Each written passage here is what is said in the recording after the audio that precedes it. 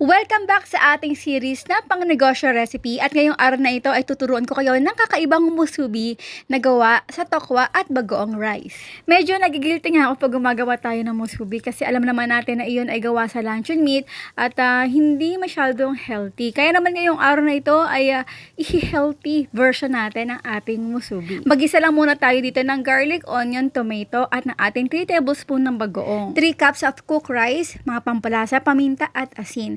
Again, lutuin lang natin ito for few minutes. Medyo nagigilty nga ako at napag-iisip-isip na yung kakain nito halos sa yung mga nagbebenta, usong-uso talaga sa school at yung mga nagbebenta nito ay mga mismong estudyante. Kaya naman, naisip ko talaga na gumawa ng mas healthier version na gawa sa mas mura at mas tipid na mga ingredients katulad ng tokwa. Itong ating recipe guys ay saktong-sakto lang talaga. Yung nabili kong tokwa ay yung maliit na size. Ito ay 6 pesos kada isa.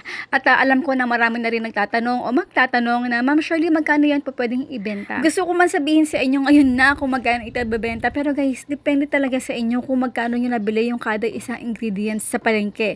Iba-iba't lugar, iba't ibang palengke or supermarket na nabili nyo yung mga ingredients na ito, ay depende ang total amount ng costing ninyo. Pero di hamak talaga na ito ay mas murang ibenta kaysa sa mga spam or luncheon meat na karaniwan na nagawa na natin before na pang musubi. Nakita ko kasi sa mall yung isang araw, ang isang musubi ay binibenta nila ng 60 pesos. Pero yung iba katulad ng mga estudyante, binibenta lang nila yon ng mga 25 to 40 pesos at depende pa rin talaga yon kung anong brand ang nabili ninyo. Kasi nga ang spam na brand ay napakamahal, 250 pesos ata at yung ibang brand naman ay nasa 105 pesos lang. At itong ating bagoong tokwa musubi ay di hamak na mas mura kasi medyo maliit lang ito at ang mas mura naman ng tokwa kaysa sa luncheon meat. Ay po tayo another student negosyo dahil na di lang mura, napakasustansya pa.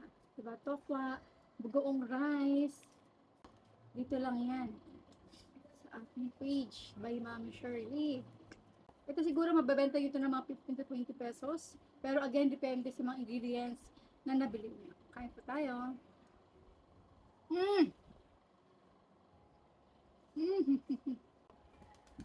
Up.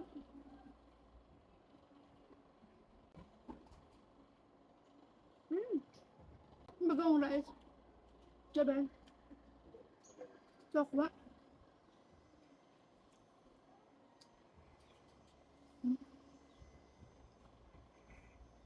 Wala akong masabi. Masarap. Ay kung ngayon ay nanonood pa rin kayo, paki-comment naman kung taga saan kayo at next time ay babatiin ko kayo. Bye!